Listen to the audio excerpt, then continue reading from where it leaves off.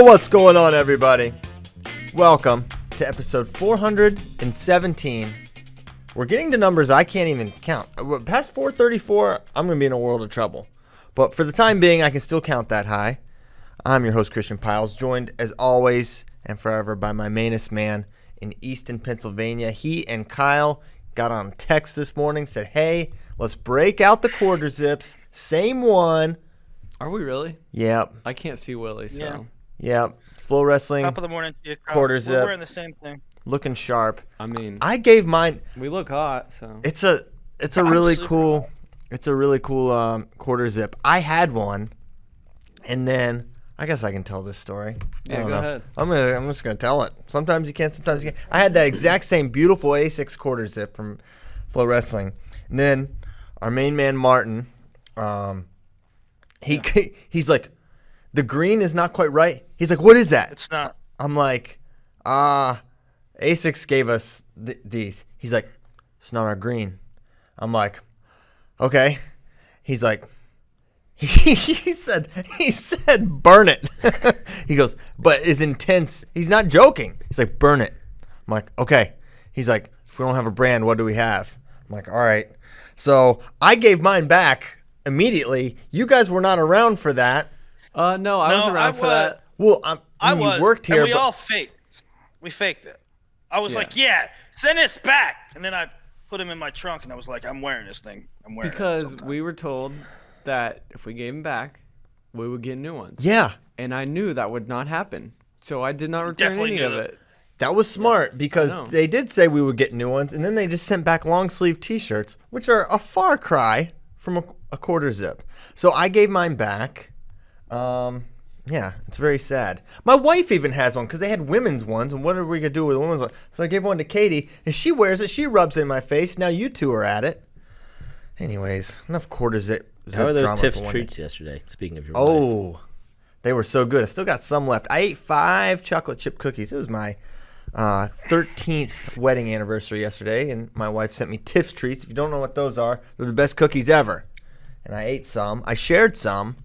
And ate 5, have a few left. To my left is Daniel Roy Lobdell Jr. It is sweater season, especially for Dan. It's often sweater season for Dan. He's a very cold-natured person, and we've got to keep him under 80, huh? We've got to keep him alive. It was 54 in the car this morning. It was a little chilly. Yep, I needed a sweatshirt. Well, a lot of garment talk here. Mm-hmm. Garment Talk Radio Live, but let's talk about some wrestling things. Textile Radio Live. Textile Radio Live. That is probably still open. One time, Bootleg, the podcast, was a very contentious battle for who had the Bootleg podcast. Flow Sports won over ESPN. Score one for the home team. But Textile Radio Live, I think, is still available for now. Okay. Ohio State Wrestle-offs are happening Thursday, and get this, just like last year, live on Flow Sports, FloWrestling.org. I was really hoping you were Sorry, I almost. almost. Sometimes I put in fake links in the docs. FlowSports.tv. Yeah. So live on Flow, Ohio State's Wrestle-offs. Now we won't have Sasso Hayes. I think that one's going to get settled in the Thunderdome, known as the Michigan State Open. But the other ones we should have. Mm-hmm. So very excited for those. Last year, you guys were so hungry for wrestling. A lot of you watched those Wrestle-offs. I know I'll be watching them next Thursday. So we'll try to get some more write-ups, some information, some of the best matches. I think Karchla Ethan Smith is on the table. It is. I think probably the most interesting thing, though, is Luke Pletcher at 141. Mm-hmm. I think Willie mentioned that as a possibility a few weeks ago. But now we're seeing that play out, and Decatur probably going to be the guy at 33. He does have to win a wrestle-off, but over a Kuntz and an Oldham. Yeah, he's an Iowa kid. So, 41 is pretty good. I mean, it's interesting to see Dylan D'Amelio down at 41. What do you make of that? It's like just redshirt year, I'm going to be a heavier guy, or do you think he's a 41? Because I thought he was a 33. I thought he was going to be 41. His frame's big. He's lanky, yeah. Yeah. Mm-hmm. Okay, so 41, no surprises. So now they have all these 41s. Well, I mean, they got D'Amelio, right, Kinner, Pletcher, J.D. Stickley's not bad.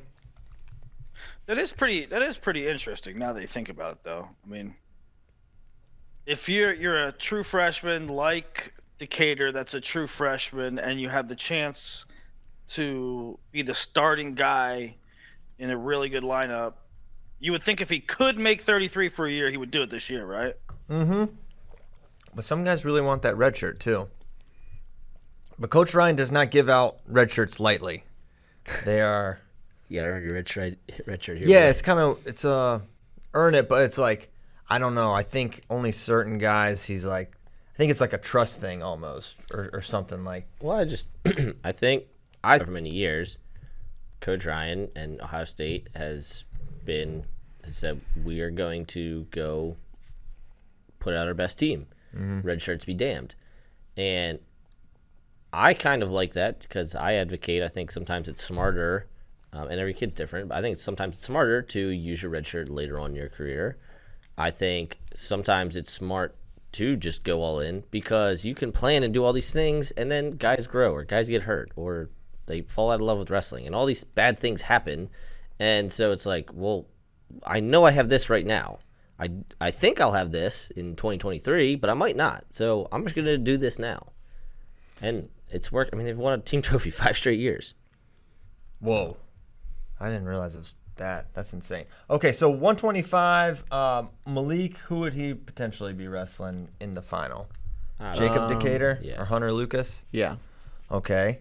Then 33, give a little scroll. I'm just looking straight off. So Jordan Decatur will get the winner of Dylan Coots, Nick Oldham, as we previously mentioned.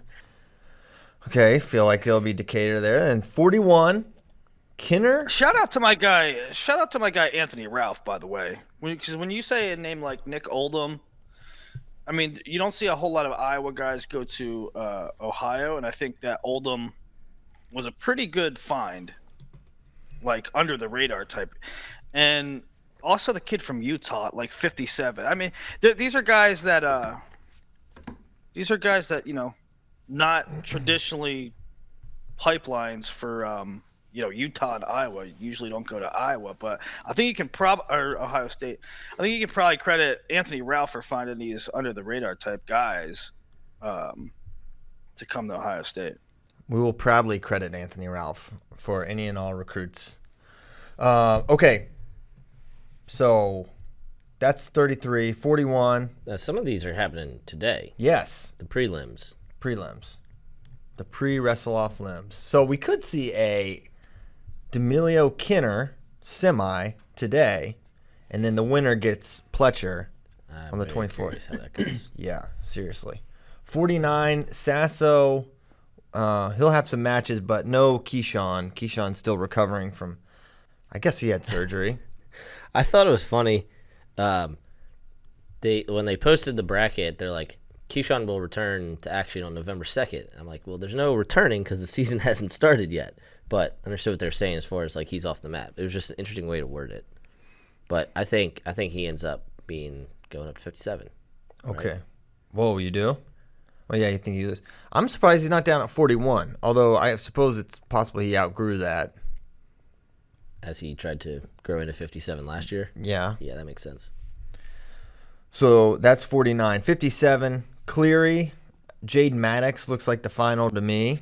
That's an interesting match to me. Maddox really good on top. I think Cleary's had better results so far. The highlight being a win over Will Luan. But, neither of these guys are, look like they're poised to place this year. And as you mentioned, could see Keyshawn come and take this spot. Mm-hmm. Feel free to jump in there, guys. I'm just literally reading names. Karchla Smith, I think this is the juiciest. I think Maddox has the upside.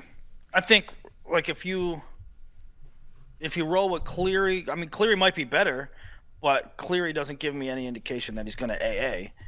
Whereas Maddox, I think over the course of the season he has the higher upside. There's a point in time where mostly because of his mat game. There's a point in time you had Jade Maddox number 1 in the 157 prospect rankings. It's because of his mat game. Yep.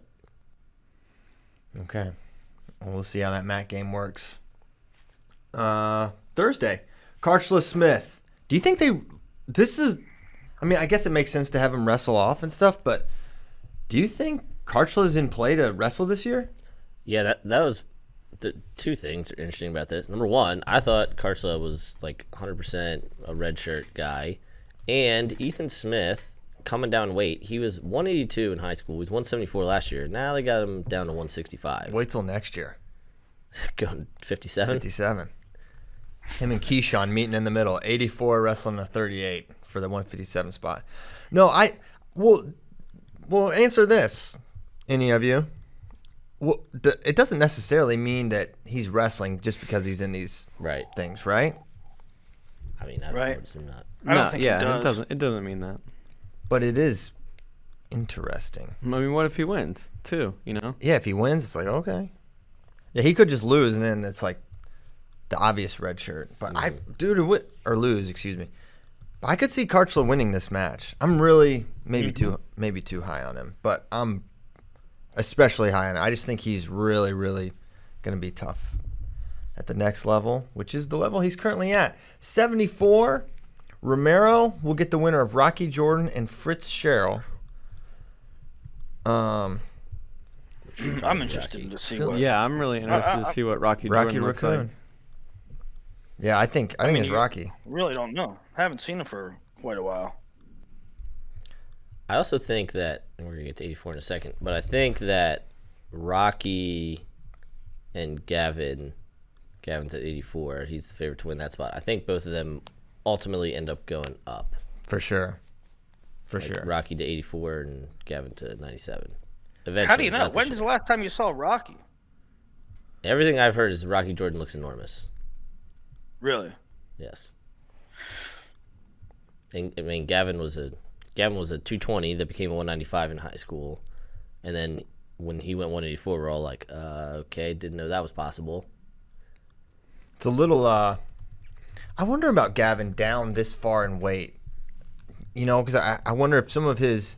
It's almost a little Renan-ish, right? Like, guy was really good against all the other upper weights in high school. But then at 95, okay, 95 is probably like his sweet spot. And then 84, it's a different level of athlete relative to, you know, what the 97s and 95s were in high school. And I always really liked Hoffman. His results haven't necessarily been there at this point collegiately, freestyle-wise. But so he's one guy I'm most curious to see. How does he look this year? As he will pretty clearly be the guy. I don't think he's too big for it. I just wonder if, like, the competition at the weight he doesn't match up as well. Yeah, I don't know. I thought he was going to be too big for it. Really? I just used 220 as a sophomore. Well, sometimes You're just big. You just go up. Wrestle high, yeah. Well, but also it's like, do you want to start or do you want to be? You figure some things out if you're staring at the bench, right? Because Colin Moore's in your current and they were best weight. staring at this situation. They were staring at this situation for a couple of years. Like, they knew this was going to be the thing, right? And Gavin knew too, right? Yeah. When he committed, if he was gonna Colin had start arrived. If he was going to start as a freshman, he was going to have to go 84 for at least a year. So, you know, I was with Nomad. I was actually dubious that he could ever wrestle 84. I'm like, how's he going to do that? The kid was wrestling 220 as a sophomore at Fargo. But when looking at him now, I almost could see him holding 84. He doesn't look that. He looks right for the weight. Man, and he made 84 1, 2, 3, 4, 5, at least 6 times last year. Yeah, and what did he wrestle in, like, Vegas? He didn't wrestle. Did he wrestle 92? No, he wrestled 86. 86? Yeah, so he's right there. Right? So it's probably not even going to be a thing. So his losses last year were to Mason Reinhart, who's good. Drew Foster, he won national. Emery Parker, very good. He almost beat Emery Parker, actually. Great match. So maybe I'm kind of misremembering his results a little bit. He had a really good year. He was 25-3 as a redshirt at 184. So I'm going to say he's going to have a good year for the Buckeye squad. He beat Brandon Crone, who's not bad, twice.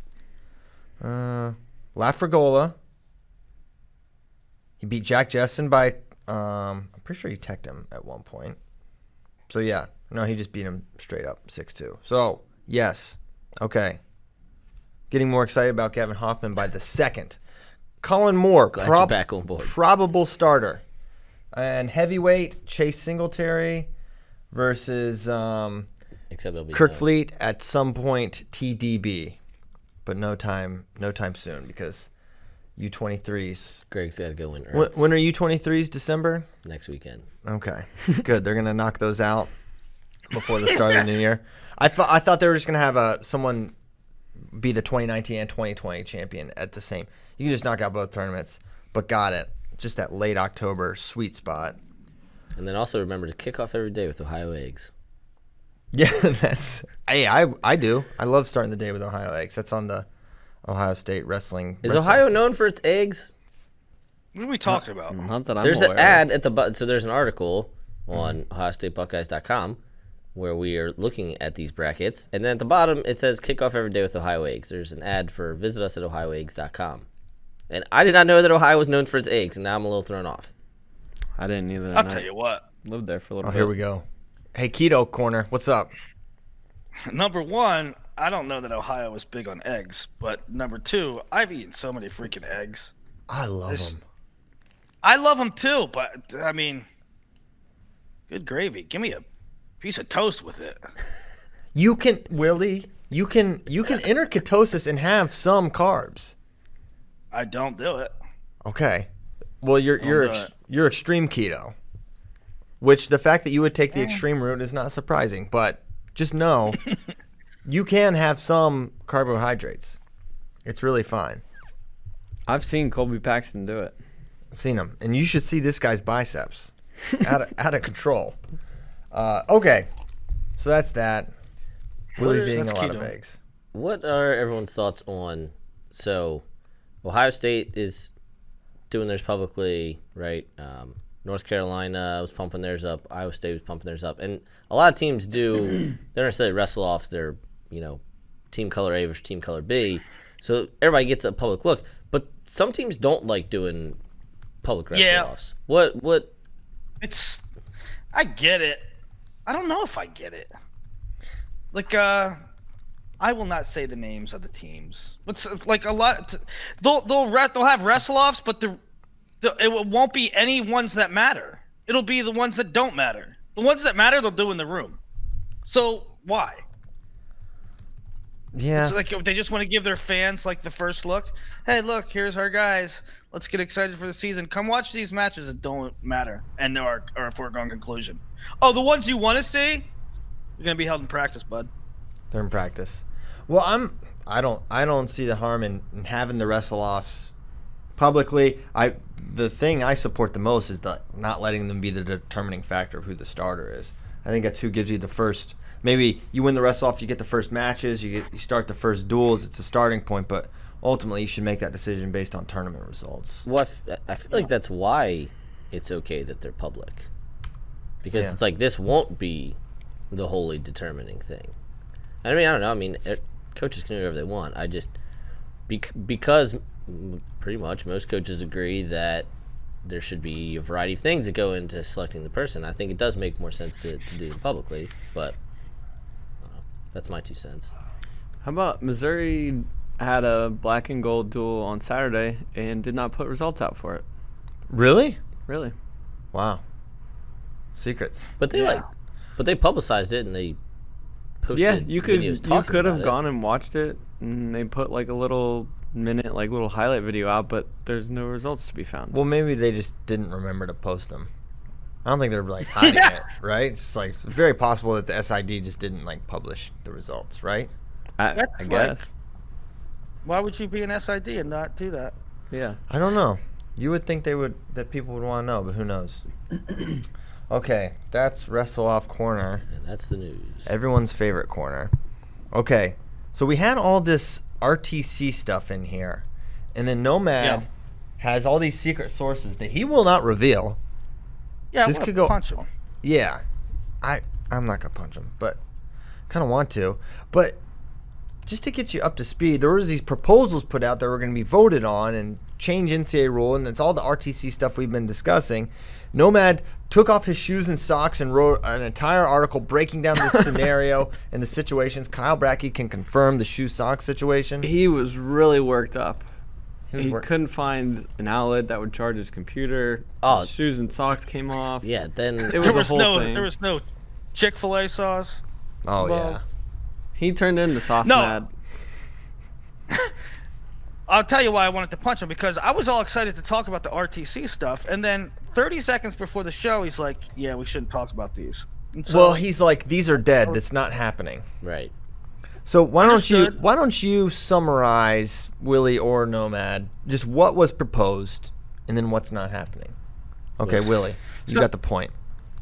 So I mean, if Nomad has a source that says these are dead in the water, I believe him, but I still think they're worth talking about, right? There were a slew, like 35 pages of new NCAA rules proposals sent to the NCAA for consideration. 3 items were sent for wrestling regarding RTCs. 2 of them, okay, one was sent by the MAC, one was sent by Big 12, and one was sent by who? Gnomes? SoCon. What was the other? SoCon. All right. So SoCon and Big 12 to me had very little discernible difference, unless I'm missing something. Both of them said essentially, and I didn't like them. To me, it didn't make any sense. Both of them said that you could not participate in a state, national, international training developmental program. Which I don't understand, because how I read it, I'm reading it and I'm like, oh, that means that Mason Paris cannot be coached by Sean Bourmet. That means that At Junior Worlds or whatever. Yeah, at Junior Worlds, and under this proposal also at the RTC, at the Michigan RTC, it also means at the OTC. Sean Bourmet can't go to the OTC. And so I didn't get that at all. I mean, why would I can understand if you want to say cadet, and I'll get to that in a second, but junior, right? Mason Paris was on a junior team. He was already in the school for a year. That's not interfering with any recruiting situation at all. The MAC proposal to me made But the I think most sense. what they maybe, just to play devil's advocate, okay, yeah, sure, you're coaching Mason Paris, but you're going to be at this camp where all these other kids that are still PSAs that are able to be recruited that are not on teams, you're going to be around all of them. So they could say, yeah, sure, you can coach Mason. But it also said, right, it didn't differentiate. It said Olympic. It said Olympic in there, too. So Cale Sanderson can't coach David Taylor. Should he make the Olympics? I mean, John Smith can't coach Dayton Fix. Should he make the Olympics? I mean, is that true? that was in there, too. That's saying, that was I don't in know. there. There's 3 tiers of proposals. When you look at the 49, proposal 49 was the one that was sent by the Big 12, which is something that we had kind of talked about previously, that the Big 12 had sent some letters to the NCAA, and they, were the ones kind of, a couple coaches leading the charge at the NWCA convention. The Big 12 one was the one that was the most stringent in terms of, if it were to go through, it would create the most change from the current setup of RTCs. That one has since been withdrawn. And all of these, number one, you can find all of these online, because I was sent them, and then I found them from the NCAA website, so they matched up. But basically, that's the one that Willie's talking about, where... Yeah, an athletics department staff member may not participate in recognized state, regional, national, or international training programs or competitions organized and administered by the governing body. Point 2. Well, hold on. You missed the important part. That include prospective student athletes. So that part is, you cannot coach Cadet Worlds. You cannot coach at Cadet Worlds camps. You cannot go to RTC practices that have athletes who are not signed to NLIs, who are still in high school. This is the part that gets me, though. Olympic and national team development programs may not include a coach and student athlete from the same institution. I don't get Right, which that is one we talked about earlier. So, Dayton Fix was the only college eligible guy on the team. Under that, no Oklahoma State coaches. If it had passed, the rule change would be that no Oklahoma State coaches can coach him. I know, but what is the harm? An institution, a coach and an athlete from the same institution.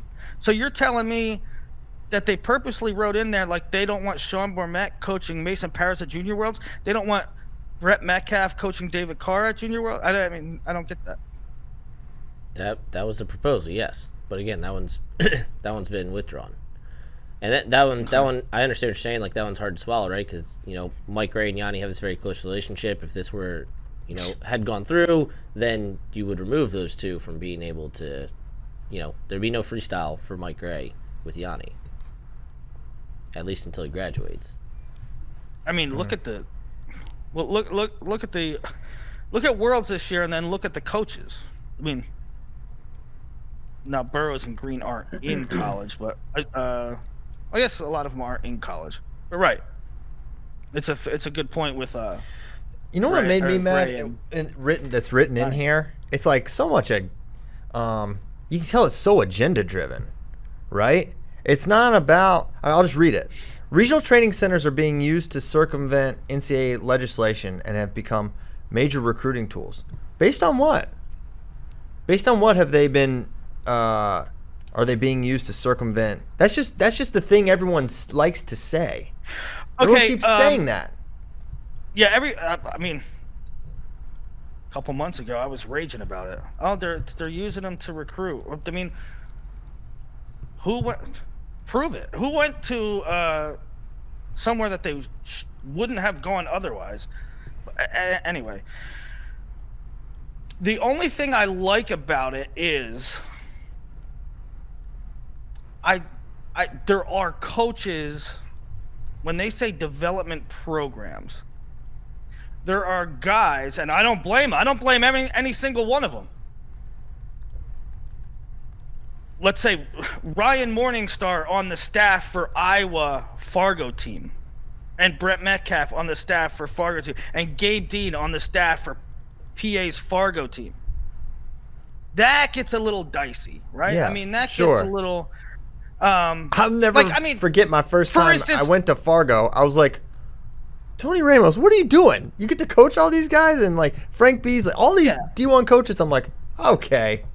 But that's something that's long been allowed with the NCAA. So I know, but it's crazy. I know. So but essentially, kind of it's kind of misguided, right? Because they're like aiming the wording at USA, but it seems as though they should kind of more be mad with the NCAA and lobby the NCAA for, which I guess is what they are doing here. But let's assume that the Big 12 coaches, John Smith, Kevin Dresser, other guys, let's assume like they drafted this. Let's think what they're getting at. Maybe that's. And actually, I talked to Dresser about this. I mean, it's what's the term for it? It's Brett Metcalf is on the Fargo team because Ryan Morningstar is on the Fargo team, and they don't really want him on the Fargo team. But if they don't send somebody on the Fargo team, then the other one has an advantage, right? Yeah.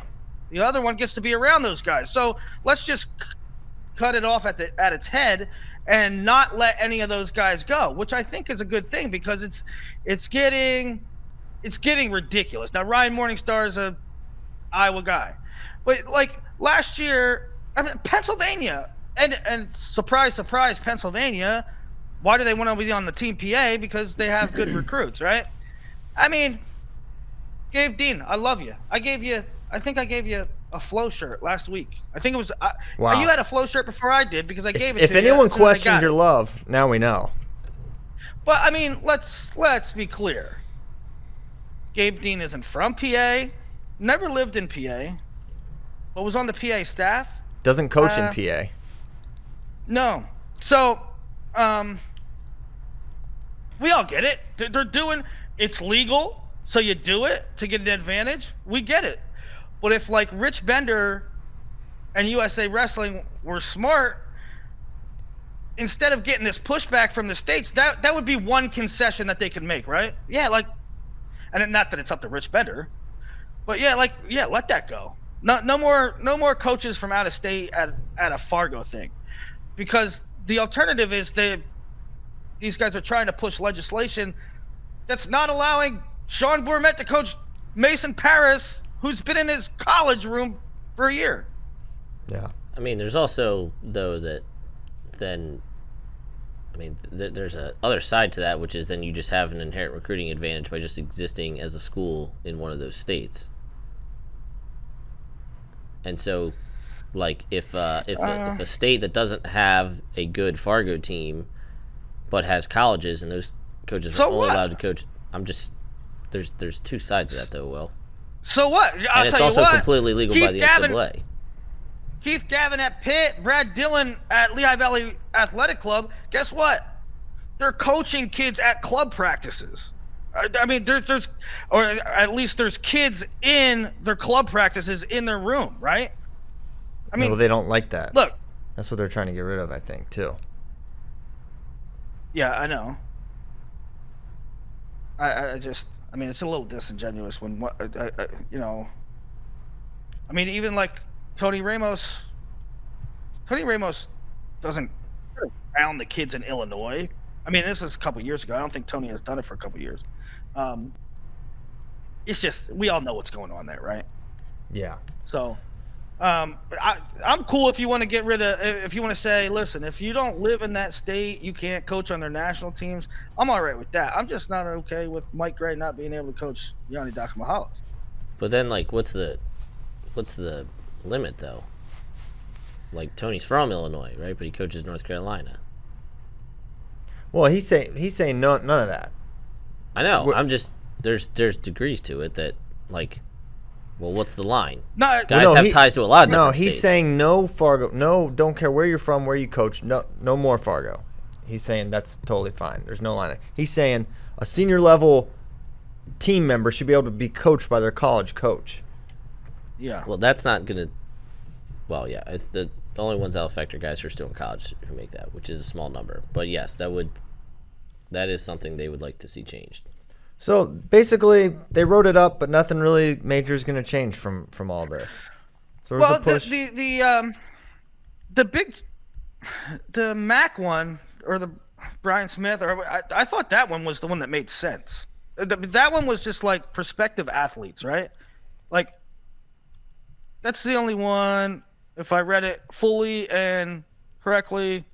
What is it? Okay.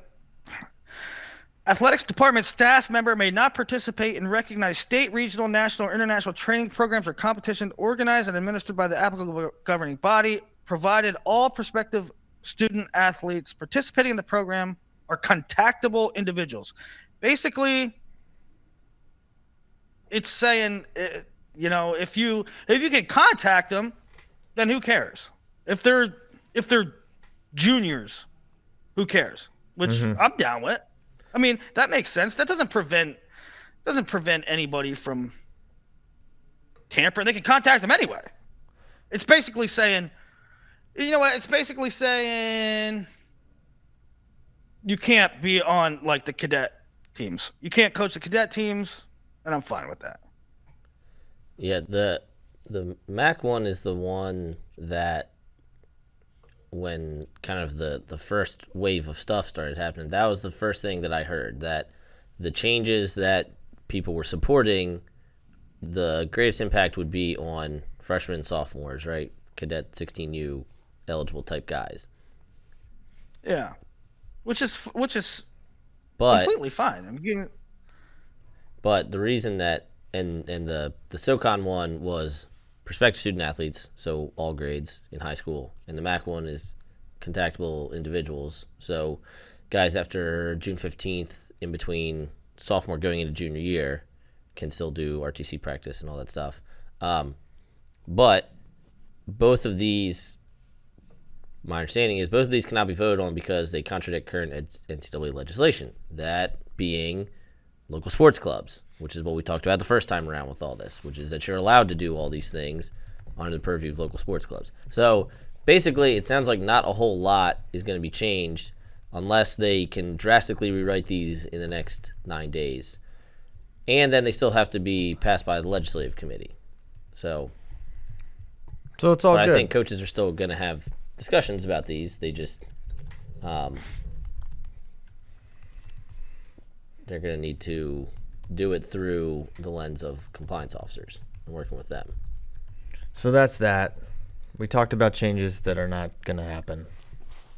But it's good to know what was being discussed, right? So there's that. Well, anyways. it's going to come up. I think it was good to talk about what's being discussed and what's not. And, we made it clear. I want RTCs to stick around, and I want them to stick around as an RTC and not a local sports club. But there has to be some give and take, and there probably should be some measures taken to make sure everybody falls in line, and also to make sure schools and coaches are not in any danger of breaking compliance rules, which vary from school to school. So the interpretation varies from school to school. But I think it's a good starting point. Okay, let's move on to our countdown. We've been doing the countdown, been learning about the teams. If you haven't been listening, welcome. We talk about wrestling in here mostly, sometimes clothes. And we've been counting down the top 20 NCAA teams, and we've made it all the way to number 11, sort of. Now, the rankings have been updated and changed, but we're going to is that why? We're going to continue with this order because a few things got jostled around. Iowa State would be in this range, but we did them last time, so you can go back and listen to them. So we're going to go over the former number 11, number 10, number 9, which would be Minnesota, UNI, and Nebraska, starting with Coach Eggum's Golden Gophers, who will roll out this team approximately. Here we go. Pat McKee at 125. 133, Jack Gilva.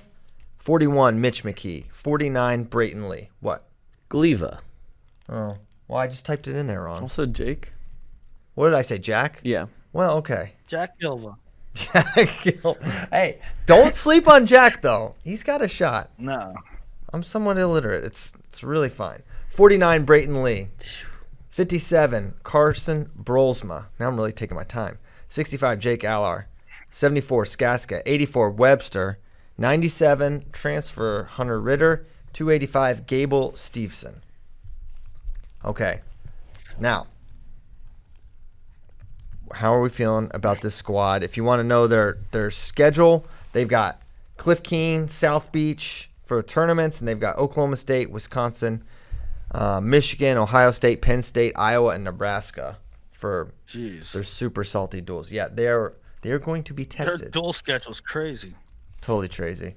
So, thoughts on this squad, Willie? I see, I don't know. I don't think it's as good of a Minnesota team as typical. McKee's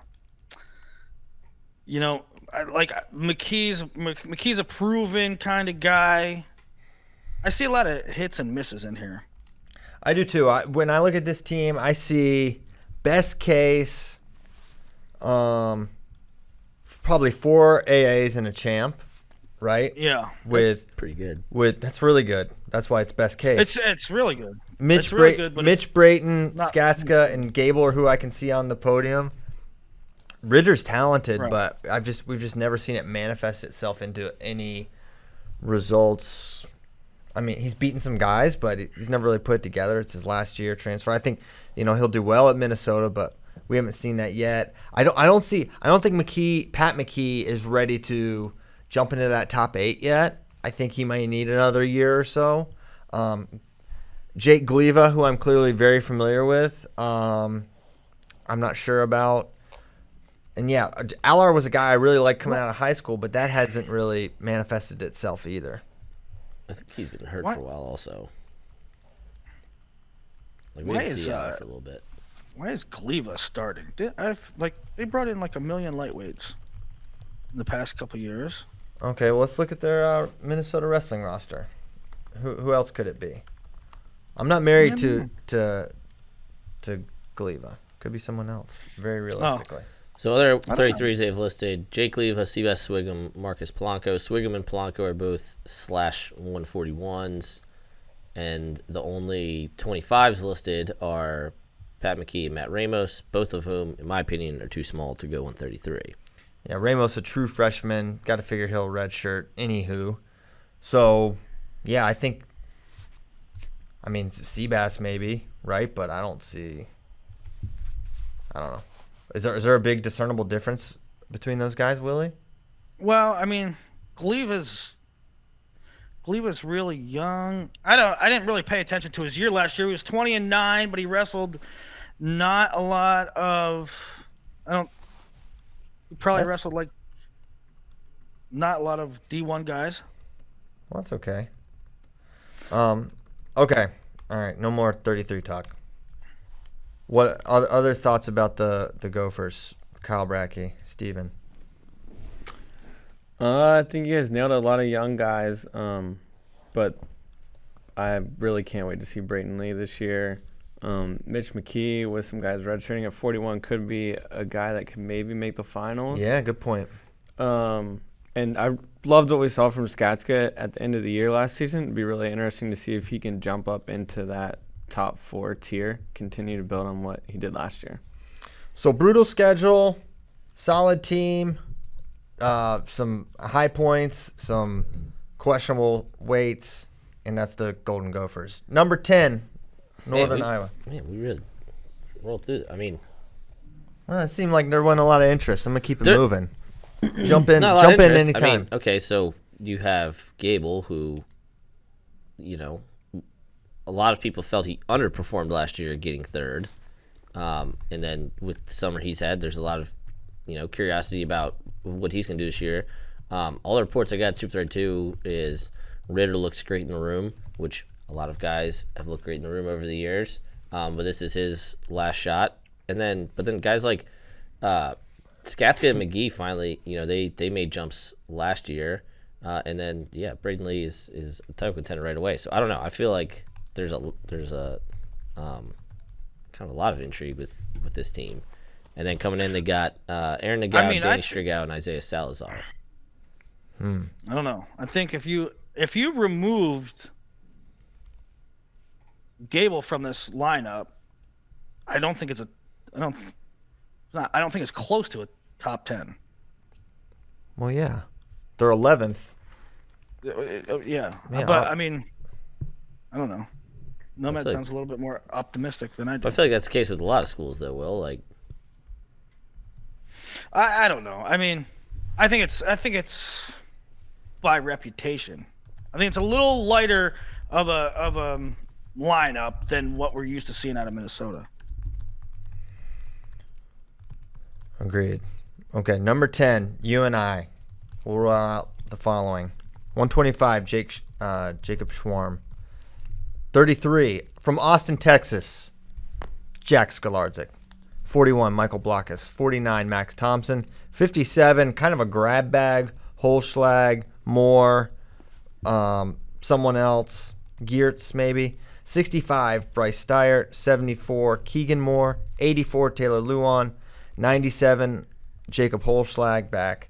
And number 20, Carter Isley at heavyweight rounds out this team. CKLV UNI Open in Midlands for tournaments and for duels: Northwestern, Nebraska, Missouri, Oklahoma State, Iowa State, Wisconsin, and then some Big 12 action for Coach Schwab's Panthers. Panther Train. Now, this team, a little similar to maybe they have more guys than Minnesota, but they don't have that big joker card like Gable that's going to score a guaranteed lot of points. They have a lot of guys that could score points, but they have a lot of guys. Mm-hmm. They're going to have a lot of round of 12 matches. They're going to either win them or lose them, right? So they could, someone like Taylor Lujan. How close has that guy been? Holschlag, I think we feel, of the people, you have to feel the most confident in him placing high. He definitely has that potential. 197's a good weight for him, and it's going to be relatively open apart from Colin, right? Steyert's been right there. Thompson's been on the podium. 4 top 8 guys, which is one more than Minnesota has.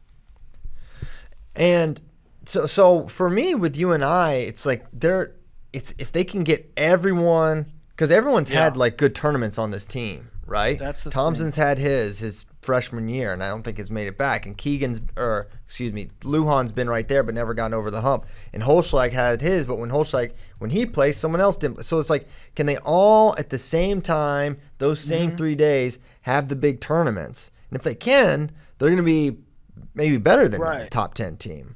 But if not, if you're just getting round of 12 to death and you get one guy through, it's just not, it's tough to do. But they got a guy. They literally had a national champion last year, which I think for that team has to mean so much. And to see how that manifests itself, is that something that you build off of coming into this year? Yeah, and even, belief is a powerful thing. They saw their teammate do it. Come March, they know if they could do it too. Was there was I just imagining this or dreaming? Was there talk about Thompson going 57? I cannot stop getting DM'd about this, but he's not. I just asked this morning. Yeah, I don't know. I saw it somewhere too. I'm seeing it everywhere, but he's not, according to coaching staff. So I don't know. I don't know where that's coming from, but he's going 49, which I think makes sense. I never found him to be particularly big, and looking at 149 this year, Thompson's a factor there, right? Why go up? As CP said, this is kind of a bit of a transition year because you're going to get the last year out of that really strong recruiting class, right, with Lujan, Steyert, and Thompson that was supposed to carry the program and has. And then you have a group of redshirt freshmen coming in who are going to provide depth, who are going to challenge for spots, who may end up taking control of some spots, right? We all have Shoreham as the starter, but Biscaglia is pretty good and might push him. Skudlarczyk, could Drew Bennett end up taking that spot? Blockus, it seems like, does have the spot at 141, but so you have all these 2018 guys who are kind of going to decide where Northern Iowa goes this year. You like Blockus? Mm-hmm. I think he's a hard worker that I'm really excited to see. I mean, the strides he made between like sophomore and junior and senior year were very good, and so I'm optimistic. I'm really excited to see his college career really start. Let's see, he was 20-4 last year. 1, 2, 3, 4-2 at Midlands. His losses were Murin and Yaya. I mean, I think it's a good prospect. And then looking at who they got coming in, Adam Allard, Cale Happel, Wade Mitchell, Ethan Basile. So they're getting guys out of Florida. Then Snodgrass, the biggest one in my opinion out of 2020. When he committed there, that one just made a whole lot of sense to me. An Ohio kid that kind of, I believe, fits in very well with their culture. And then they have a 2021 commit from Kansas in Jared Sima. So they've already kind of got a big group of guys. Curious to see if they can land maybe one more big-time kid a la, Snodgrass, that kind of that level or higher on the big board. They will. I mean, Roper's great at identifying talent and guys that specifically fit their program. Did you go over their schedule? I did. Because it's hard it's early. Really tough, yeah. Go ahead. Just the first month and a half, right? With Harold Nichols, Northwestern, the host Nebraska, me and Mike Mal will be there. CKLV, UNI Open into Midlands. That's a tough first semester. Yeah. Like that'll make a man out of you. Wow. Maybe we should all go. And then you still have Missouri, Oklahoma State, Iowa State, and Wisconsin on the schedule. Yeah, closing out the year at Wisconsin, which is good because I know Bono and Schwab are going to want to beat the crap out of each other. Metaphorically. Maybe literally. They Maybe won't. literally. I know they won't. I said they should determine choice in the duel by a takedown, and neither of them even so much as interacted with a tweet. I know you saw it. You both saw it. And you should do it. They almost got in a fight at Real Pro Wrestling. They're very mad at each other. That was a long time ago, but I think it would be dude, that would be you know what I talk about. Get a little spot. The problem is none of them want to give up the takedown here. Who would get that takedown? Schwab or Bono? Imagine if they had, like, you knew that you know I'm gonna go to this duel and we're gonna get choice by Schwab and Bono are gonna get. Who's not going? Look at why does this? Dan Dennis is totally unaware that FRL's going on right now. Wow, great phone drop there. Dan Dennis is probably in the mountains. It's in the mountains Of Tennessee somewhere. Okay. So Schwab Bono, it's not going to happen. They won't do it. So that's UNI. Now we'll move on to Willie's, one of his favorite teams. Ooh. Nebraska, the Nebraska Cornhuskers. I like him this year. This is a good team. 10 All-Americans. 10 AAs. Yeah, probably going to happen. Could push for an 11th. The problem is, you know, like you were saying with UNI, now Nebraska is a little bit more, a lot more sort of consistent in the back half. I just think their back half of their lineup, 65, 74, 84, 97, they're really, really solid. Now, to push for a podium, they're going to have more than that. But I think when you start with, you know, all 4 are top 10 guys back there that I just named. 2 of them are All-Americans. So Plus Chad. They returned 4 All-Americans, but only 3 from last year because Ven's A8 as a freshman and not as a sophomore. He was round of 12. I think he got beat by Epperly. No, not Epperly. Zavatsky. Yeah. He got beat by Epperly. It's Dang. That's a problem. Some shenanigans going on. Zavatsky. Gotta be feeling good about that if you're a Hokie fan, though. So You know what I mean. Here's their lineup: Alex Thompson, Ridge Lovett, top 5, guaranteed. Take it to the bank, says Willie Saylor. Chad Redd, Kevon Davenport, Peyton Robb, Isaiah White, a.k.a. Zay So Nice, 74, Michael Abriola, 84, Taylor Vins, 97, Eric Schultz, heavyweight, David Jensen, Colin Jensen. Are they the same person? Have we ever seen those two at the same time? I think Colin is still wrestling, guys. I think it's still Colin. Kyle? He is. No, it's the same person. It's the same person. Yeah, okay. confirm that. Confirmed. Colin changed his name to David. He's the same guy, and he's ranked 13th, which is further evidence that it's the same guy, because that's about where you could put Colin at all times. So literally David. Same person, which makes for great continuity at the weight if you just keep the same person. Now this squad, I mean, compared to the previous 2 teams, this is, I think there's like you would draw a line here. Like, okay, this is a new tier. This is a new level. This is a team that, I mean, okay, how many title contenders do they have? Maybe not so many, but how many, if Chad Redd made a final, maybe that's crazy, but I don't think that's crazy. I don't think that's totally crazy. I don't think Taylor Vins at this new look 84 with, Drew Foster won it over Max Dean, right? He's going to be in the mix. Labriola with Zahid out of the mix. Maybe not ready, but maybe. Isaiah White's right there. So I think they have 4 or so guys that could really place high, top 4 guys. Well, I like him because they have a lot of bullets. And then that doesn't even get to Ridge, Kevon, Thompson, Rob, who all they're just young dudes, right? And that's part of Blue my chip optimism for Nebraska is that Ridge, Kevon, and Peyton. I think there's real optimism there. I think they have a legitimate shot at now. So much depends upon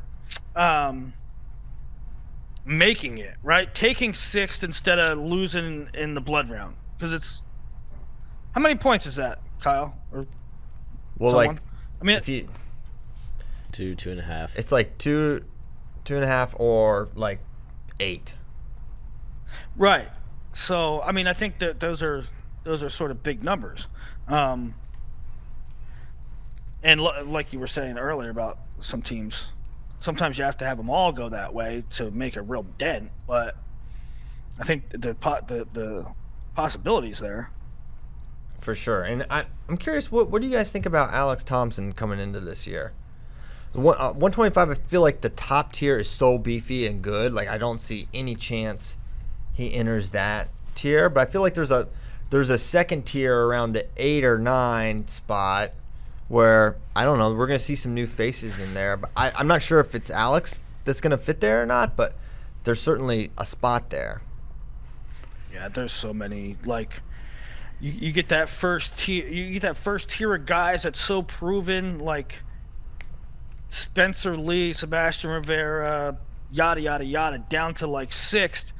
And then you're only leaving Rayvon, and then you're only leaving an out for, like, I mean, you're a blood round guy after that. I mean, tell me who right now, Alex Thompson, Jacob Camacho, Pat McKee, Joey Melendez, Corbin Myers is down. McGee. You tell me who you feel really confident about breaking into that. There's only 2 spots left. Yeah, I don't really. From Foley up, you feel really confident those guys are going to place again. But the next group, Corbin Myers, Michael McGee, Drew Hildebrandt, Drew Matten, Jake Schwarm, Travis Pietrowski, Schroeder, Mackel, Werner, Townsend. Also, I think Acid's going instead of Matten. Really? They have Matten listed as 33 on the roster. I know it was a big pull for Drew last year. That doesn't surprise me. With Mičić out. Oh, so Matt will go 33 and then Silva 41? That's what I'm starting to think now, too. Are you reading tea leaves? Yes. Are you connecting dots? Are you connecting tea leaves? Also, Alex Thompson didn't wrestle a ton last year, 10-2, but he lost to Skylar Petrie and Pat McKee. Okay. So I think right now this year, Thompson is capped out in terms of how high he can get. he's a qualifier. Yeah. Yeah. Going that's how I see going it. forward is where. Yeah, I think he's good. I think he can have. Jump. I think Thompson can have a good career. It's just the composition of this weight this year is just so tough. Yep. It's tough. It's So- tough to break in. When do we think we'll know if Lovett and Kevon are starting? Will that be an ongoing will they, won't they thing, or will it just be Nebraska duel, shirts off, going out? Shirts off. Mm-hmm. You're gonna Wow. wrestle Off for the topless? boys. That's what's up. I think. I mean, I don't know. I won't speak for Willie, but I assumed you put those guys in there because, they're gonna wrestle Well- them. They're gonna wrestle their best lineup. I think they should. They're gonna wrestle their best lineup. I would say. Now, I don't know when the determination is going to be made, but I would say if they should win the spot at the public wrestle-off, I would thumbs up it. I would say that's what it's going to be. Thumbs up. That's when we'll know. Back to what Nomad was saying about Drew Matten. He's listed at 141. Joey Is that Silva, listed at 141? yeah, and Joey Silva was 133. Oh. Okay. Well, yeah. Either way, I do not believe Drew Madden will be the 25 for them. I did not realize. Last time I checked, he was still 33. He's That's 40 wild. They moved him to 41 right now. 41. Oh my gosh. Let I the love man it. eat. Yeah. Him and more if he rooms with Mason Paris. Can we get some intel on that? That'd make a lot of sense. Dude, Somebody I didn't like love. Madden on the I phone. know Silva at 41 would be cool, but I love him at 33. I think that's a new him and RBY and DeSanto, all those guys battling. I think everyone's kind of looking up at Seth Gross here, but I think there's a fun battle there, and Silva's a personality. I like him and down at DeSanto 33. had a couple Super 32 finals that were pretty awesome. Yes, and to my knowledge, DeSanto has not beaten one Joseph Silva. There's a lot of people. Silva kind of like, because he doesn't wrestle freestyle, does he? No, he doesn't wrestle freestyle, and he kind of like was kind of low key last year. I think he's kind of sort of been under the radar. Perhaps a sneaker. I don't know if he's a sneaker because he's literally ranked number 1 in the country coming out. Maybe he could be a sneaker this year, though. Okay. He did in high school. He beat DeSanto and RBY, Yes. who are currently number 2 and number 3. Mm-hmm. Yeah, I think it's. Let's make him He's number not 1. a sneaker, but he's not a sneaker. But if he's in the field at 33, he's. Could he be an Air Incredibly Jordan intriguing. sneaker? Wow. I mean, I wouldn't have as much confidence in him at 41 because it's a little deeper. The guy's a little bit more established, but down at 33 and with his style, Roman. I mean, this is how I have it. After Gross, RBY, Mickey Philippi, Ridge Lovett, Austin Gomez, Gavin Teasdale, Montori Bridges, Chad Tucker. I mean, he can go. He can. He'll be Who favored can't go against with most that of those group? guys. Now, Yeah. so to me, weighing the Silva 33-41, I'm not sure how we're here. We're doing Michigan. Yeah, I wanted to. We just need to do Michigan's lineup because we basically did this last Yeah, how show are we when on we were Michigan? convincing that guy I to blame Nomad because he started talking about Madden. Yeah. He What does started Madden have talking to do with about Madden? Madden. Listen, why are we accusing? This is fine to talk He's about. literally wearing a Michigan I'm shirt wearing right a shirt. now. There's nothing we have to shy away from. Why are we talking about Michigan? This is fine. This is fine. We're I mean, it's allowed- fine. But Also, one last like, thing on Nebraska. How Someone, did we get here? don't worry about it. To We're their- already here. I want to get to their recruits. I'm not done with Michigan. I got a lot of recruit stuff happening. Hang I'm not done with on. Michigan. Hang All right, on. We'll finish Nebraska, come back to Michigan. Matt Hunt on Facebook. Nebraska deserves an extra point for having their school colors in their lineup. Chad Red. Isaiah White. Ooh. Mind blown. My mind is completely blown. Oh my gosh, I That's wasn't been ready like for 3 that. years. We have to Dude, go. and none of us put that together. Give him We one have more to retroactively go back and give them an extra point every year into the Blaze. They do. That's literally in the rules. So Was, before we get back to Was Michigan, James Green ever in the lineup at the same time as Isaiah White? No. That would have No. been That'd be Ohio's Christmas. colors. Oh, yeah. I can't believe. How did Greenlee not get Greasy and Isaiah White? Greenlee. all right, 2020 recruits for the Huskers. I really like the haul they've got coming in. Silas Allred, was really impressed with him at Flow Nationals, and I think he could have done better in Akron had he not shattered bones in his body. But it sounds like he will be back for his senior year.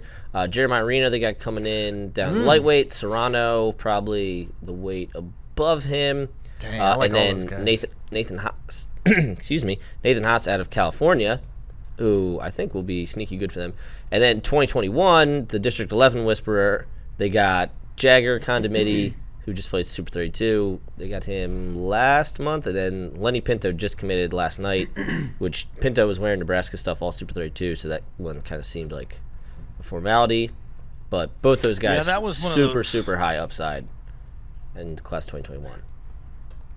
That was one of those things that was like a sort of a poorly kept secret. You hear about recruits sometimes, they want to commit to a school, but like people are like around them, just, hey, take your time. And it's like, just go ahead and do it. That was one Where of you those going? situations. Yeah. Okay.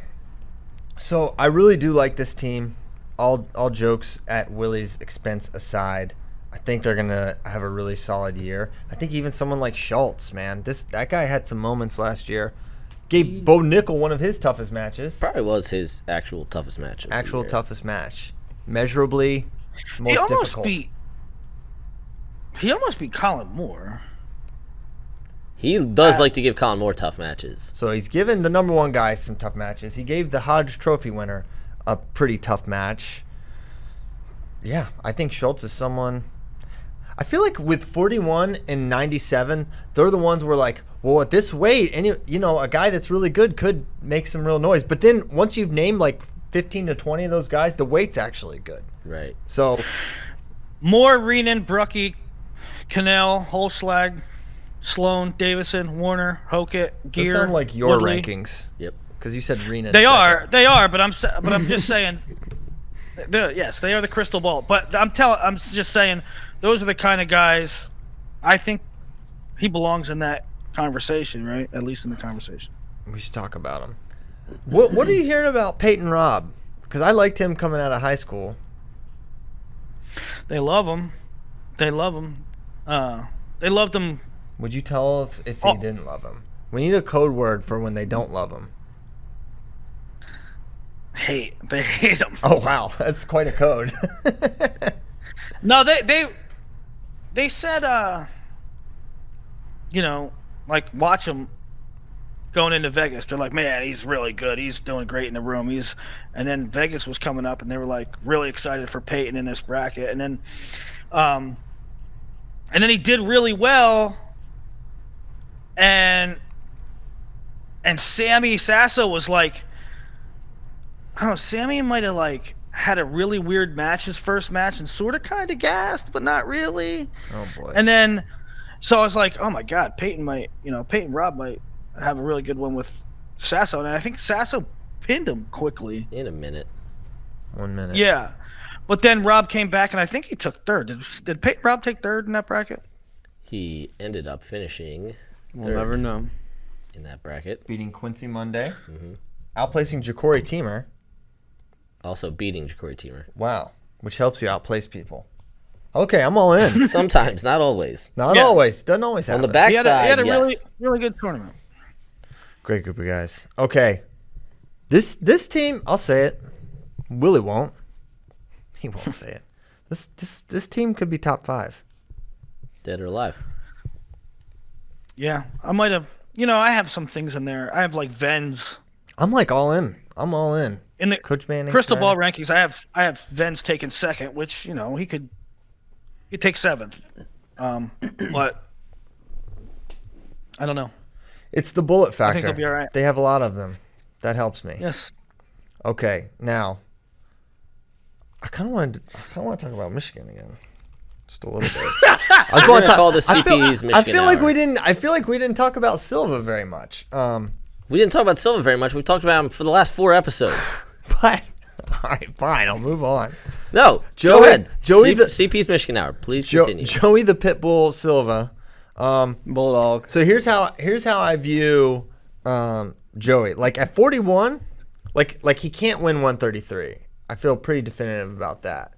But he should he almost like a higher likelihood that he will place very high there. Whereas 41, it's not unreasonable that he could win it in terms of Dom Demas is number 1, right? So that makes some Think sense. Joey Silva can win 141? I don't know. No, Rule it Wow. out. Don't say those words. I have ruled it out. You rule it. Well, you can rule it out because he's going 33. Well, I mean, He Even is if he for was sure. at Can we get Sean 141? Bormet to call into the show? Sean. Just confirm He ain't or listening. disconfirm. Sean, if you're out there, hit me up. No, okay, fine. He can't win 41. He can't win 33. He just can't win. That says Kyle Brackey. Well, I think fine. I'll move on. They have some crazy upside, though, with McHenry and Silva. Both those guys wrestled at who's number 1. McHenry make it at World Teams. Silva, as I said, beat the current number 2 and number 3. But he can't win 141 because Dom Demas, who lost. well, he to- lost to Zach Sherman last year. Well, so- Well, Dom Demas lost to Ben Freeman. So. Well, that might be. we're He talking- can't win 141. Might have been some Florida stuff. Can Ben too. Freeman? No. Everything comes back to Michigan. No, he cannot. Ben Freeman can't. No, Okay, fine. I'm sorry. Ben Freeman, great hair. Strong flow. You would pick Joey Silva over Dom Demas, Nick No. Lee, Luke Putcher, Mitch McGee, Grant Leith, Kyle Shoup, Chad Red, Tariq Wilson, Yes, Max he Marion, said Kane that. Feller. I wouldn't. He actually said that several times in shows. He would pick him over all those guys. If there's a pie chart of confidence, I'm not saying he gets a bit the big. He doesn't get the daddy piece of the pie, right? That would go to Dom or Nick Lee, but he gets a sliver. He wouldn't be in the other. If you're looking at the thing that tells you what corresponds to which color, he has his own slice. Okay, he's not just baked into the other section of the 141 pie. That's all I'm saying. He gets a piece of the pie. Would you say Let me that ask Joey you Silva this. doesn't get a piece? Yeah. Kyle is. At 141, hater. at 141, where he hasn't even wrestled a match. He doesn't. Yeah. He doesn't need to. He doesn't need to. He lost to Zach Sherman last year at 33. Zach Sherman's good. There's At what weight is he more likely to place? 133. but I'm just saying he gets a piece. Just give him a slice. Let me ask you this. Christian. I can't believe we're talking about Joey Silva. I mean, he gets Why a would we not slice talk over. about Joey Silva's a blue He gets chip a slice recruit. over Tristan Moran, Ian Parker. Yeah. Oh yeah. I think, Christian, Ian Parker. He's not even starting. You don't know that. Let me ask you You this. don't know that. I don't know that. He might not even start. Echemendia What getting a weight- slice though. Yes, he is. What weight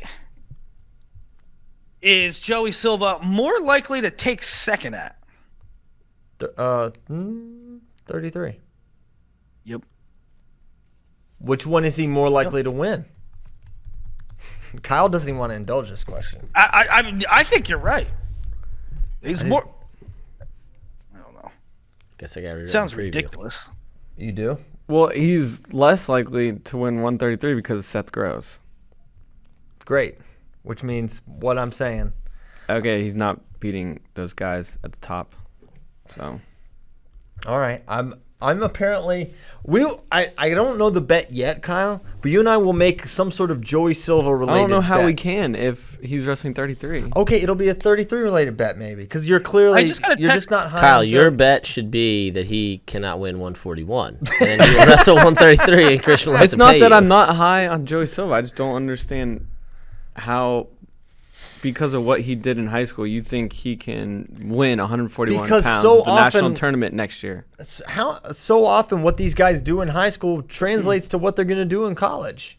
He's at a good school with good coaches and good partners, and I just don't have any reason to believe. Understand all that. I just haven't You don't seen anything understand. to believe that he could be a national champion this year at 141 pounds. Okay, I can get why you may think that.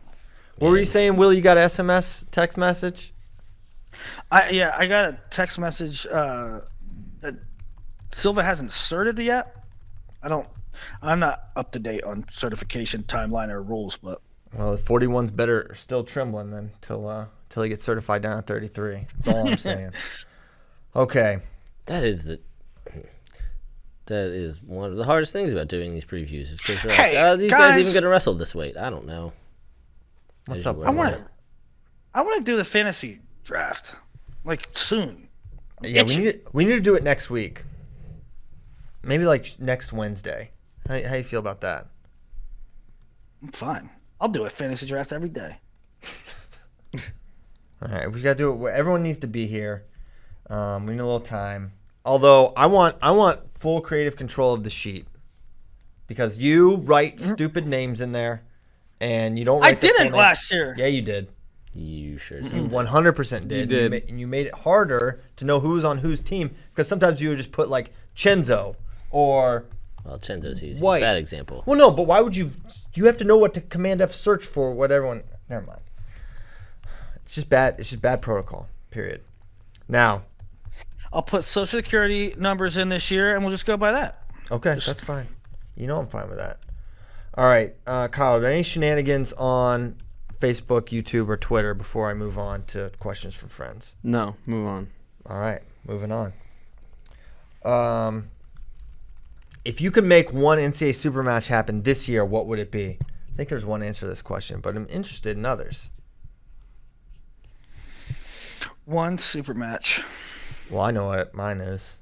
I may have to pull some strings. I may have to pull some red shirts of the Olympic variety.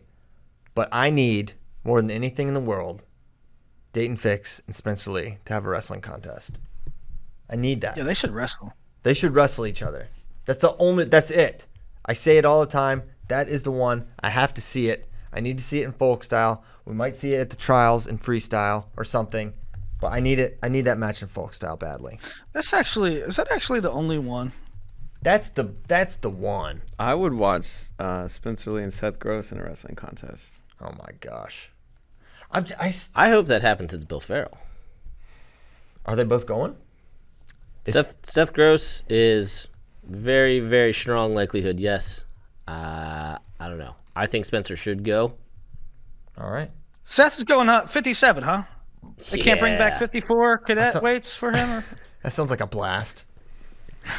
This man wrestled 38 at Fargo in 2013, but 2020 Olympics, 125.5, baby. That really just calls into question. What was he doing up at 38, up at all these weights for so long? I guess he's like, I'm not cutting any weight. And he's like, oh, maybe I should cut weight. Okay, so that's the match for me. Spencer, Seth, I just feel like the size, I just think maybe Seth is just a little too big there. Well, and he's going to be a little too big in freestyle, Oh, yeah, that's a too. great point. That's a great point. So maybe he's not that much bigger after all. Any others? I don't think there's a lot of... You give Spencer Darmstadt Gable would be good. Dan Gable. Listen, why I'm just thinking out loud here. But you give Spencer, if Spencer wrestled Seth Gross in folk style, I would say Seth Gross is going to be too hard for Spencer to figure that out, and size-wise and this and that. I mean, right off the top, I'm picking Seth Gross. In freestyle, I think I give Spencer a better chance in freestyle, right? Sinking. Maybe take... I just so badly want Spencer Lee to wrestle freestyle. He was so much fun to watch, just a force of nature, and we just haven't seen it. And I hope that we get to see a lot of Spencer Lee freestyle this year. Here. Because, God dang, he was so good. He's really good. Guy coming off red shirt you're most excited to see, asks Ben Randolph 2040. It's Joey Silva over here. Yeah, I'll say it. He wasn't, but now, fueled by the hatred of Kyle Brackey. It's not hatred. Oh, you hate him. I love how you're going to turn it into this. That's y'all's favorite move on me. Anytime I'm a little cautious on someone, I'm a hater. So now, a little taste of your own medicine. When do I do that to you? I don't know. Just go with it. Willie and this guy. Fine. So him, I'll say him because there's just some mystery. He's more mystery. Like, I feel like I know where Sasso and Brayton are gonna be. I'm gonna cheat and say Seth Gross, but actual red shirts, it's Sasso and Brayton. Okay. Just because their matches are going to be phenomenal. You don't love Sasso. You picked against him. You yourself admitted yourself. That was reverse. Are you trying to reverse jinx him to the chip? Yes. Okay. This is all right. Brock Desert's Wait, question. hold on. Go ahead. It's totally underselling this. Shane Griffith. Great one. You are not most excited to watch Shane Griffith. Quit trying to sound like you are a learned scholar. What? That's not I'm excited to watch him. No. Yeah, but you're not the most excited to watch Shane Griffith. He's probably not even the Cardinal you're most excited to watch. Because Real Woods. Yeah, Real Woods. How about Ja'Cory Teamer? Because you never know what he's going to do. I have an idea. know what I you're actually gonna get. do have an idea what That's he's true. going to do. He's going to stick his leg out. Yeah, but his matches are always fun. There are bananas. He has bananas. How about wrestling matches. not? It doesn't exactly fit the definition because it's not true. But Gavin Teasdale, like I think he counts. Yeah, if you want to talk about this dude's up wrestling right now, who am I running fastest to the computer/television screen? Gavin's wrestling a college match. I'm running probably What is the the fastest. first opportunity we could get to see him in a collegiate wrestling match? Well, he could enter any Like open. some sort of Lindenwood or He could go to any open he darn well pleases. what did Bracky? What did Spencer Lee enter his freshman year? UNI UNI open. UNI Open. Yeah, could we see him like? Well, that's not till. He Not could- till after. That's the not first till match. December. He could go to Lindenwood's Nichols Jr. Yeah. in Open. November. Harold Nichols is out there. Nichols Jr. The Dennison Invitational. Yes. Iowa schedule. So there's a lot of places he could go. They have no Luther. opens on their schedule this year. Okay. Luther But, Vandross invite. Obviously, that doesn't keep him from going to open tournaments. Okay. So that's who's Kyle's favorite?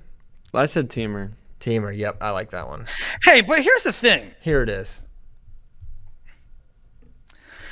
Like, like Tom ain't gonna mess around, right? It's not like it's gonna. Like he's not gonna throw Perez or somebody at 33, right? I mean, Huh? November 20. What? November 20. Austin November 24th. Austin, no, DeSanto transferred from Drexel, Willie. He's gonna be there 33. No, I don't think. Well, I mean, that's the. I have no idea what you're saying Yeah, right now. yeah. You got to explain this because whether it's DeSanto or Teasdale or Well, Max are Mirren you factored saying in at that- 41, they're going to have they're not going to have Perez at 133. He also, you gotta like, He also You gotta- graduated. also graduated. Yeah, you got to explain What this. is happening? But explain Follow what me you're here. saying though. Explain what you're saying I don't know if he should. because this was a hard left turn. You know, it's. Are they it's gonna not- get it's Slayton really not- involved? Yeah, go ahead, Well- explain it. If you jokers could zip it for a second. Are you telling me that Austin DeSanto is definitively 100% the 33, starting 33 this year? Because I'll that's be- news to me. I'll be definitive. I've Yes, been definitive the last few shows. Yes. All right. Then the conversation starts and stops there. If DeSanto's going 33, then there's no reason to proceed. But if the assumption / possibility that it goes 33 Teasdale and 41 DeSanto, my point is that they would put Teasdale out right away, right? Would they do that thing where they don't wrestle an attached match until after like Midlands? Well, Teasdale can't wrestle till second semester, anyways. You can't. Correct. Well, he could enter opens as previously mentioned, but pretty sure he can't wrestle until that. So there's no hope that on November 24th he wrestles Austin Gomez. He can't wrestle attached until second semester. That's my understanding. So, also of note, on the Iowa roster, he's listed as a redshirt freshman, meaning last year it counted as his redshirt, which is what I assumed was going to have to happen the whole time. He's 5'4". Jeez. He's not super tall. I don't think that's true. Is that true? I don't think it's true either. It says 5'4". Who measured Gavin Teasdale? Who measured Gavin Teasdale? That's not true. So, Will, if you're saying, who would they roll out? Southpaw, Paul Glenn, is the other 133, not named Austin DeSanto, and Gavin Teasdale listed on their roster. Here's the thing.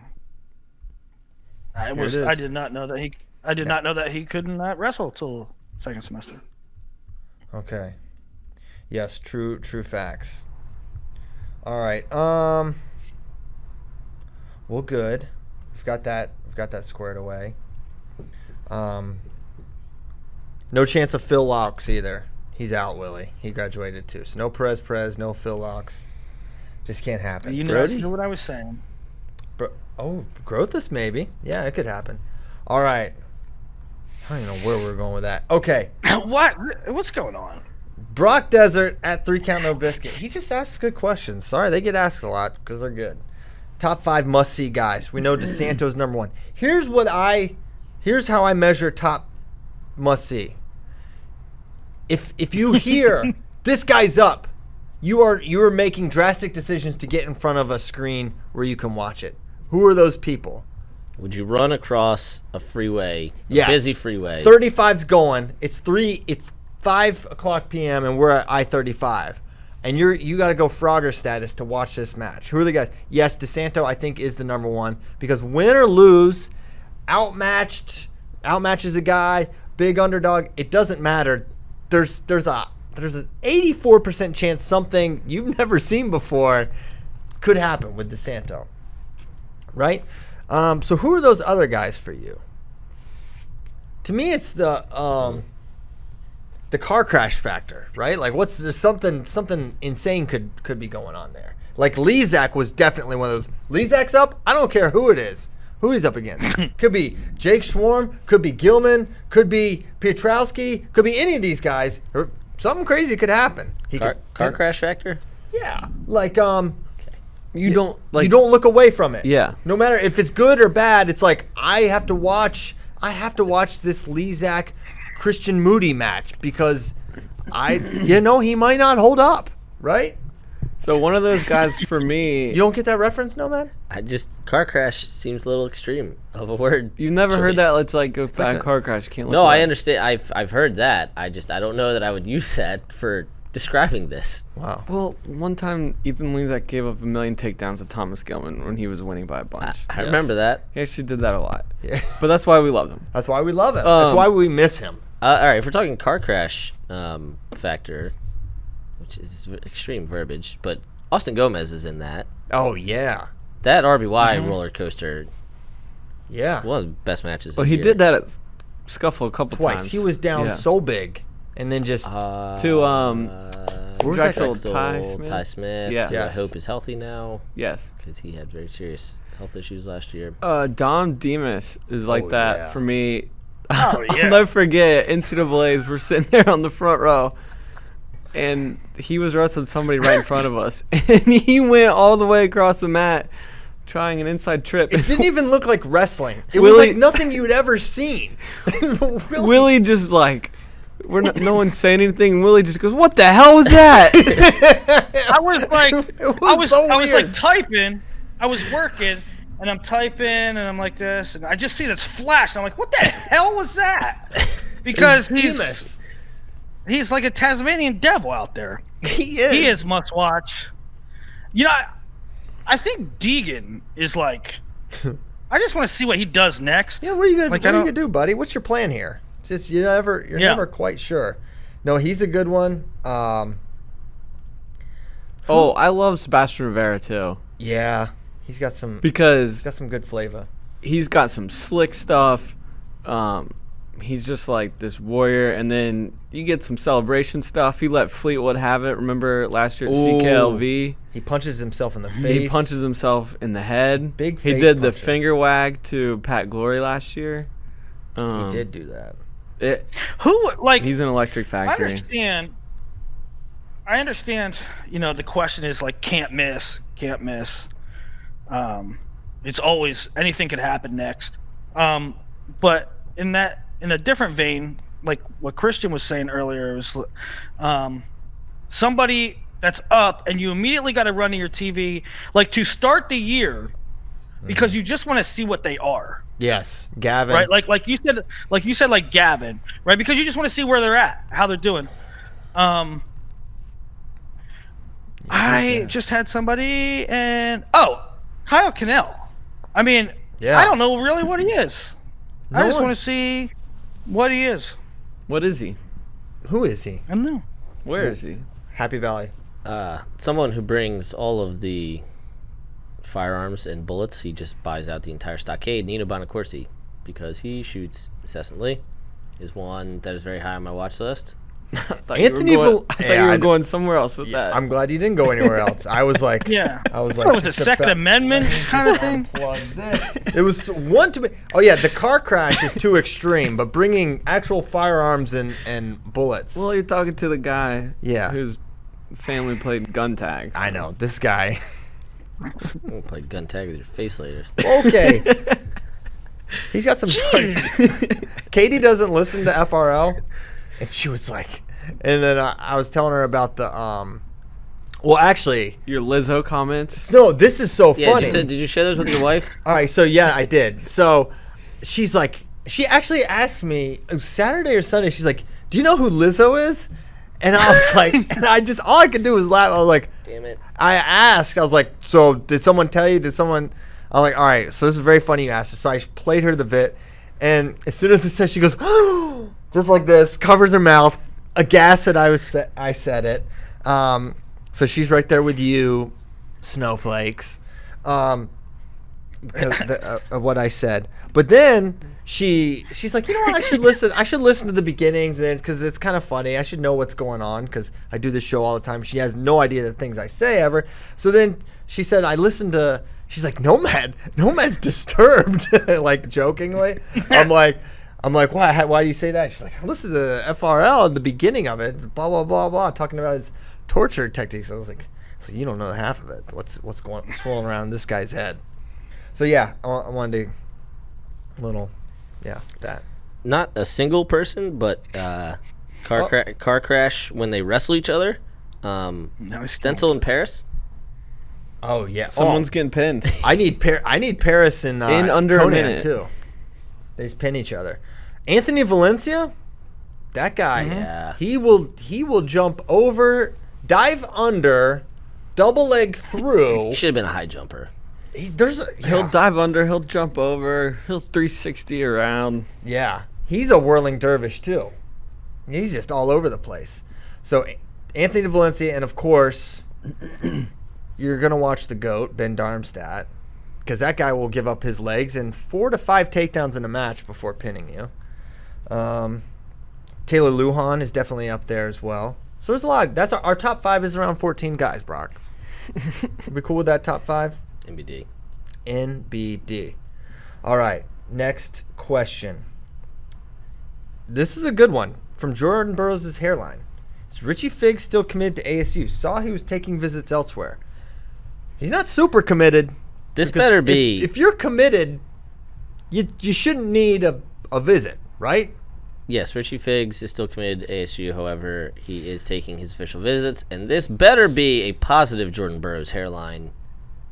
We will accept no Jordan Burroughs hairline. He has a great hairline.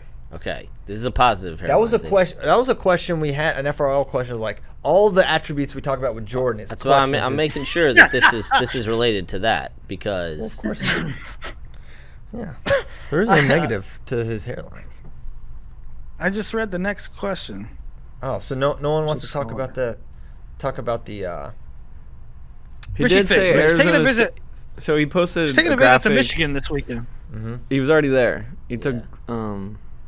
pictures of it and posted, but he did say Arizona State was next. I'm officially saying it.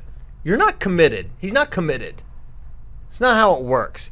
He could still go there. They could still be the place he wants to go. This is not the behavior of a commitment.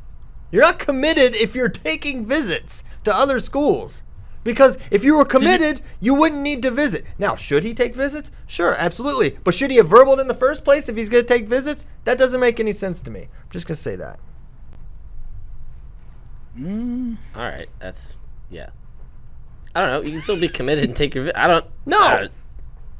No, you're not committed because that means you're considering going other places. No? Well, Yes, it does. always. What, he's just visiting? He's just racking up some frequent flyer miles? He's going Yeah, because have you ever been on a recruiting trip? They're freaking Some amazing. guys absolutely do that. I think he's open.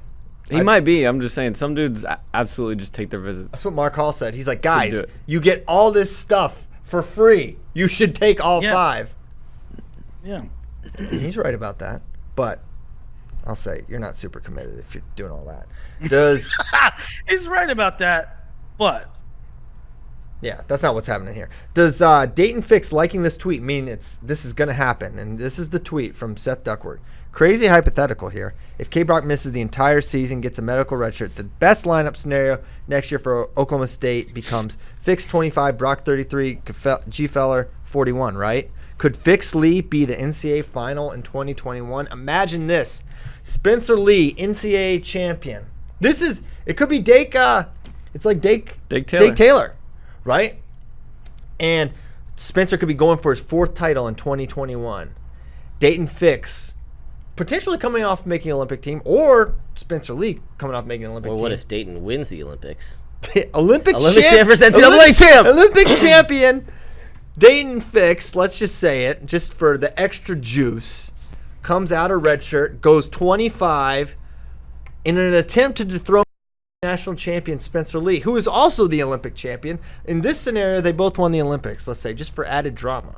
Yeah, I just, for the sake of having one be one thing, one be the other. Yeah, that would be incredible. Curveball, what if Spencer Lee redshirts 2021? Because he still has a red shirt available. Then Dayton not- Fix. he's Then not gonna do Dayton. that. Then Dayton Fix could. I don't know why he would do that. But yeah, that would be incredible if that happened. Willie, are you laughing at Jack Kennedy's question? yes, it's the greatest question. Yes. I don't think we should ask it. We're 100% asking it. Ask it, Willie. Okay, brace yourselves. He was so brave. He was so bold until he had to actually ask it. Now Jack Kennedy, at JD Kennedy 14, can you call a gal husky? Can you? Yeah. Yes. Should you? Almost. Probably not often. That was kind of our thing with the Lizzo thing, CP. Yeah, but it was like, yeah, but you Christian, can say that, but you shouldn't. You're gonna say husky's out. You can't call a girl husky. But hey, Should you I know have who is called a- Lizzo- Oh, she's that fat person. Should I have said, is that the skinny rapper? Is she skinny? You'll never understand I'm our not- I'm point. not Like we even tried to disagreeing with explain. We tried to explain this to you. Spade tried to too as well. You're just never gonna get it. I get it. I do understand it, but I'm just fighting back against conventional thought, I think. You know, you shouldn't call your gal husky, probably. Unless she's So, husky. If If that she is is- the case, then So why you- should you call No, I anyone? retract it. I Yeah, retract you it. should take that one back. I No. retract. I retract. I retract. You can call your gal husky. Yes. Well, do you What? want her to be nice to you? Yeah, what are you talking about? Well, I don't. CP, shut up. If you have a fat Stop girl, you talking. don't call her fat because that's not going to be good. It's not going to end well. They might embrace that, it. you know- They might embrace that. They may like it that they are. No. If you have a fat girlfriend and you say, looking great, you're kind of fat. How's that going to go? That's bad advice. Don't take advice. Don't take love advice. 13 years of marriage. For whatever that means. Brecky, No, we can't help him. He's too far gone. like I don't know what to. Now. No. All right. Yes. Actually, yes. Keep it going. Come on, say Keep it pal. going. Keep it going because this is absolutely absurd. I like Emma Bruntail's question. Somebody asked Yeah. that. If Bon No, Rodriguez. I need to know what pile. I was I just need going to know what to the say. now was. Now. No. A pregnant woman, you should definitely not. You should definitely not. Because that's not their normal state. Right? And it's kind of, Hey, you know. you're talking about not being a snowflake and just being honest. Well, it's different, right? It's like, I mean, if your belly's huge, okay, that's one thing. But you're fat now. Well, there's another human inside you. So, all right, Emma. Let's get to Emma, whose size is unknown at this point. If Bon Rodriguez and Musakayev ever wrestled, who would get tired first, and who would have the best antics? I Emma's think. size is known. She wrestles all the time. Okay. Well, not to me. I think Musakayev. I mean, he had. Speaking of magnum opuses, his was on full display at the 2019 World Championships. I mean, I think over time, Bon has a nice ledger, but the things I've seen Musakayev do, he faked we'll just call it a groin injury for a really long time. Like, he milked that for everything it was worth. I think it's him. He would get tired. He definitely would get tired first, and he would have the best antics. But, oh wow! Yes. Wow, Nomad's so sad about my size comments. He can't even elaborate here. Over under 6.5 NCAA champions from the Big Ten. This is our last question because we gotta Oh go. my God. No, it's not. The next one is Wrestle Diet Cat. Never Wrestle Diet Cats fan. Who knows right now? Okay. 6.5. I'm glad Wrestle Never Dies as a Cat fan is back, by the way. I don't think this is the same one. I think if you I don't think compared the it's the same one. posting style of the guy on the boards versus this Twitter guy, very different, dude. All right, you can ask the next question. That guy is special. He's extra special. So realistically, Real Never could Diet be Cat 9. fan? I'll say over 6.5. Well, yeah, it could be. It could I mean, be. outside of 184, where the highest ranked guy is number 7, And Zahid Valencia exists. everything else, it is eminently possible Big Ten wins. The other 25 9 wins. Let Spencer, me see. 33 Gross, 41 Nick Lee, 49 Sasso, Braden Lee, 57 Ryan Deacon, 65 Caleb- Chenzo Caleb Marinelli. Young? Caleb Young also in there, 74 Mark Hall, 97 Colin Moore, 285 Kassar. There's 7 where it's like very likely that they will win. Actually, I have 6. Really? Is 6 as likely or 6 is? No, I mean in my crystal ball predictions, I have Gross. Who's I winning have 25? But do you think they can hit 9? Who do you have at I'm 25? talking- Yeah, they could hit 9. Yeah. No, I don't think they could hit 9. I think they could hit 8. Which one do you Yeah, I think don't is think definitely out? 57. I mean, 57, 74. I mean, you're taking somebody other than Seth Gross? No. no, we're talking about 57. I'm saying it is very possible Ryan Deacon wins.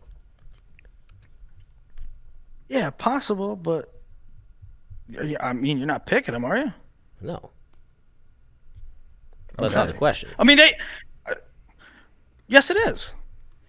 The question is not how many weight classes does Big Ten have a title contender. That's not the question. Well, I know, but if Question you're is over, saying under, that 6.5. that they have 9, it's not.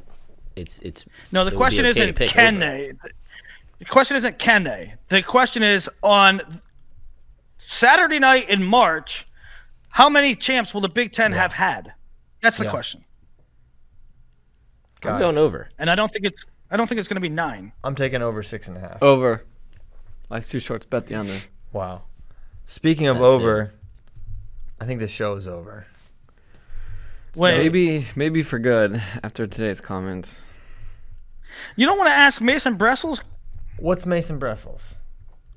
No, I don't know if we can ask it anymore. Oh, gosh. Yeah, the bathroom update. No, we can. We can? Okay. Yeah, go. I'll ask it. All right. Being Yeah. the threat of termination didn't stop the bathroom vandal, is it time to post a bulldog at the door to both test how tough they are and possibly stop the bathroom assaults? Hashtag bulldogs aren't tough, says Mason. Mason, that's a really bad take. Also, I know the Bulldogs my parents have, they love to chew on bottles, like the empty bottles. So they would actually be really good at the door because they would snuff those things out. And yes, the person is still on the loose. We thought, guys, every time we think we're really close, we thought we had the perp identified and nailed, and the person of interest had an alibi, and so it's going to be tough. We're Was he working brought in close- for questioning? No, not at this time. Not at this time. So How does a person have an alibi without being asked a question? because there's ways to determine alibis. I can't. So it Again, wasn't this an investigation alibi. this investigation is ongoing, and we can't divulge certain details. So Yeah. it wasn't an alibi. Y'all were just wrong, and you figured it out that you were wrong on your own. Yes. Well, no, it is an alibi. We saw he was somewhere else. So, anywho, we're no closer than we were, and it's. I'm worried they're gonna frame the wrestling team. I'm just gonna say that. I'm worried. Yeah, right. I'm not worried about that. All right, Kyle's not worried. Me neither. Okay. All right. Hey, next tomorrow. No, hold on. Willie, do you know this? You probably know this. So we talked about expanding FRL. Well, it's a slow expanse to 5 days a week, but we're gonna have it tomorrow. Slow play. We're gonna have it tomorrow. Do you understand, Willie? Yeah, we're having FRL on Wednesday. And Thursday. So tomorrow we will not have Caleb Blakeman do his Alien Hour, but on Thursday we will. Thursday? Yeah, that'll be going down. Speaking of Caleb, feel free, young man. Play us out. Get that sweet outro music playing. We got a lot to talk about because, dang, the season's almost here. A week and a half out from the first whistles blowing. I cannot wait. More Joey Silva talk tomorrow. Yes, absolutely. Give me Joey Silva, if you're out there, give me some more talking points. I can come up with them on my own. While you I guys wonder are, if he's still gonna wear. He has he used to wear this Gucci sweater. I Or hope so. Burberry. I don't know. It was I a feel very like- gaudy sweater. I feel like him used and, to wear around. and Micic will have a good. I feel like Micic has a good fashion flavor. Those two at the 33-41 range, not just in wrestling ability, but the swag factor. Out of control. We thank you guys for listening to 417 strong of Flow Wrestling Radio Live. As mentioned, tomorrow, we all need to remember, we know you'll remember, that's the one thing we can count on. We just put the thing up and you guys flock to it. We are so appreciative of that. Ohio State Wrestle-offs Thursday, live on FloWrestling.org.